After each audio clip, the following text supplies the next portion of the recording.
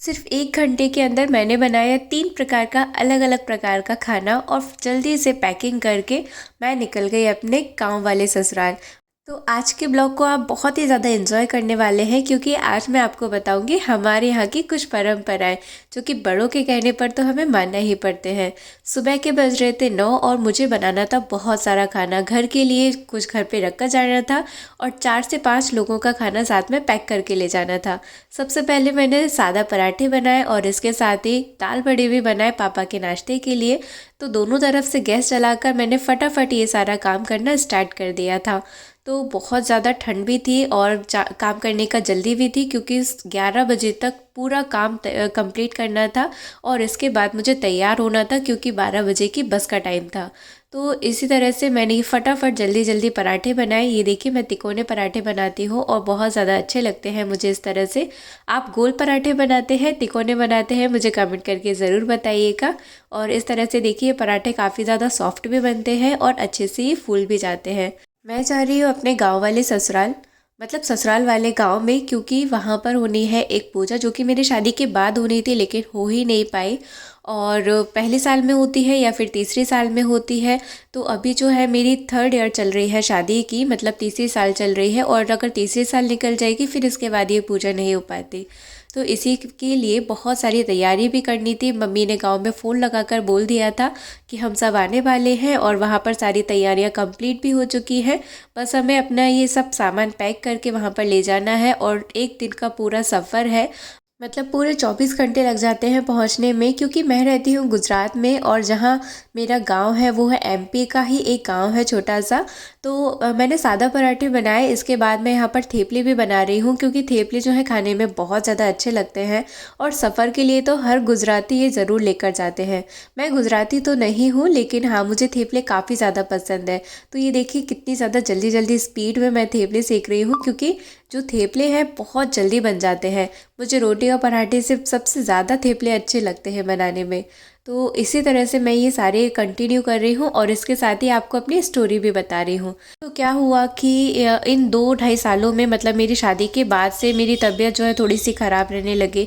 फिर जो हमारे पुराने लोग होते हैं ना वो बोलते हैं कि ये पूजा करनी चाहिए थी, वो पूजा करनी चाहिए थी, पुरानी मान्यताएं हैं, ज़रूर मानना चाहिए ऐसा करके।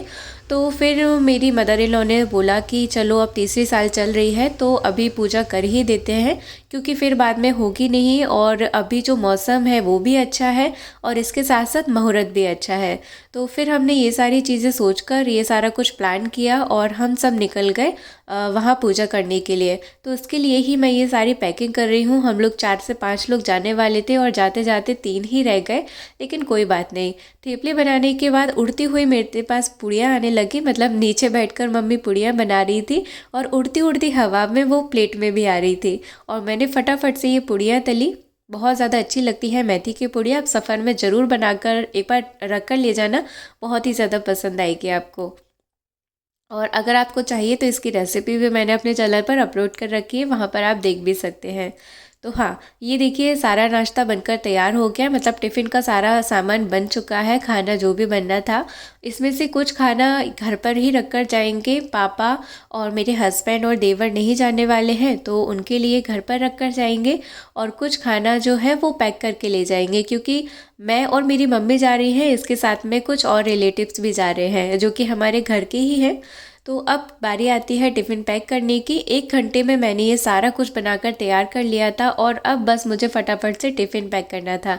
तो सबसे पहले मैंने एक बड़ा वाला टिफ़िन लिया और उसमें बटर पेपर रखा, इसके बाद सादा पराठे रखे ज़रूरत के अनुसार और फिर मैंने थेपले रखे अपने मन के अनुसार क्योंकि मुझे थेपले बहुत अच्छे लगते हैं तो मैंने सिर्फ अपने लिए ही रखे थे।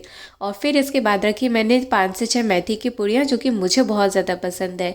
एक और पराठा मैंने ऊपर से रख दिया पुड़ियों की सेफ्टी के लिए और फिर इस तरह से टिफ़िन को तैयार करेंगे। ये है मावा के लड्डू जो कि खाने में बहुत अच्छे लगते हैं और सफ़र के लिए तो बहुत ही अच्छे हैं, तो ये भी मैंने पैक कर लिए थे। और इसके साथ ही गोभी की सब्ज़ी में मैंने रख ली है, मैंने गोभी की सब्ज़ी ही बनाई है रास्ते के लिए, बाकी आलू वगैरह हम लोग नहीं खाते हैं इसलिए। तो इस तरह से ये देखिए टिफ़िन भी पैक हो गया था और टिफ़िन पैक होते हुए मैं बहुत थक गई थी तो फिर मैंने मम्मी को बोला कि मुझे अब चाहिए चाय। तो मैंने ये सारा सामान जो वहाँ पर किसी को देना था वो सब भी रखा, जो हमारी ज़रूरत का वो भी रखा। इसके साथ ही कुछ कागज़ वाले डिस्पोजल भी रखे थे, पर वो मैं यहाँ रखना भूल गई थी, बाद में रख लिए थे। फिर मैंने मम्मी को बोला कि आप बस चाय बना दो, तो फिर उन्होंने मुझे बड़ी सी प्लेट में चाय रख कर दे दी, क्योंकि टाइम बहुत हो गया था और मुझे तैयार भी होना था। इसके साथ ही घर की थोड़ी साफ़ सफाई भी करनी थी, क्योंकि पूरा घर अस्त व्यस्त था। मैंने फिर फटाफट से चाय पी और मैं तैयार हो गई बाहर जाने के लिए, मतलब अपने गांव वाले ससुराल जाने के लिए। तो इस तरह से वहाँ पर जो है साड़ी ही पहनते हैं और घूंघट भी रखते हैं। तो साड़ी पहन कर ही मुझे जाना पड़ा, बस में सफ़र करना था, लेकिन हाँ मैंने चला लिया, कोई बात नहीं। और जब भी मैं बाहर जाती हूँ तो कोई भी मेकअप वगैरह नहीं करती हूँ, फेस वॉश करती हूँ, मॉइस्चराइज़र लगाती हूँ, थोड़ी सी लिप बाम लगा लेती हूँ और इस तरह से बस तैयार होकर मुझे कहीं भी जाना होता है मैं ऐसे ही तैयार होके जाती हूँ। और फिर मैं अपने गांव पहुंची और सुबह के ये 5 या 6 बज रहे थे।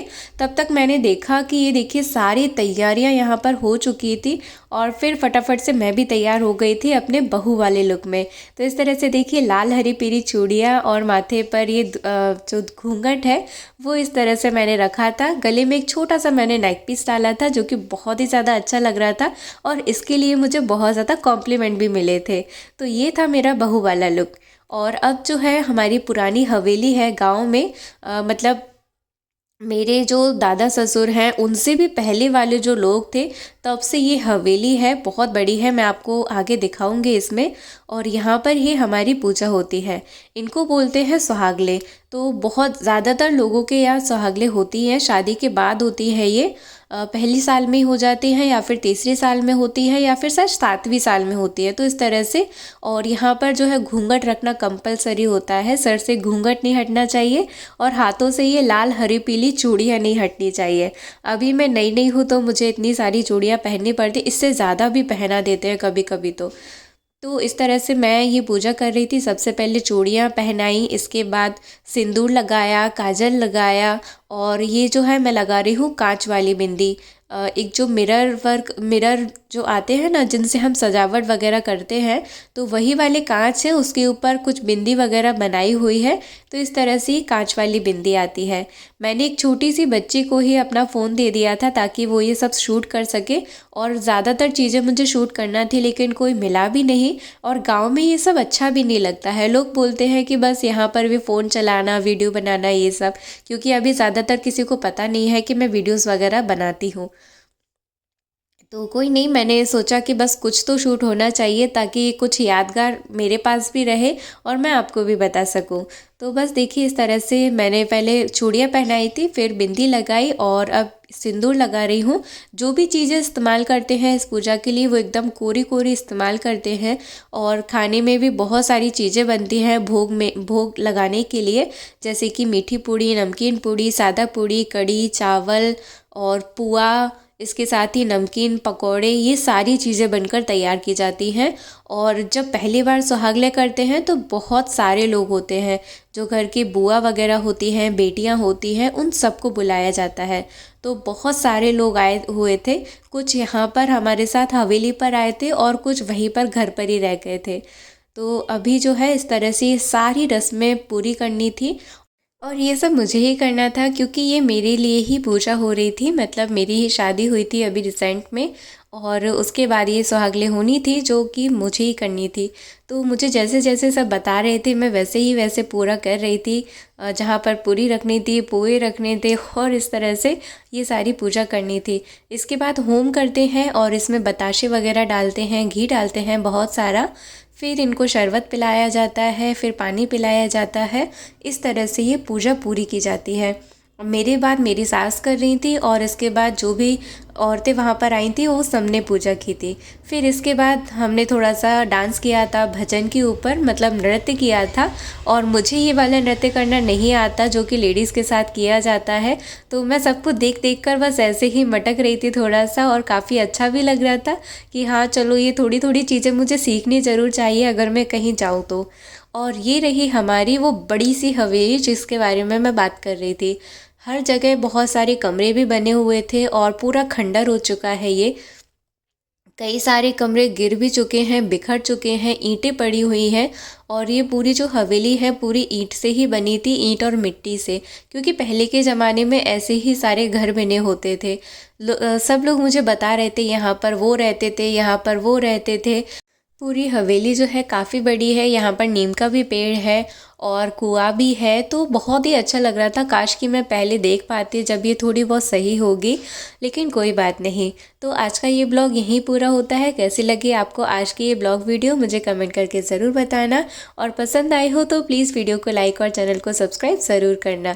मिलते हैं अगले ब्लॉग में, तब तक के लिए बाय बाय, टेक केयर, अपने ध्यान रखिए।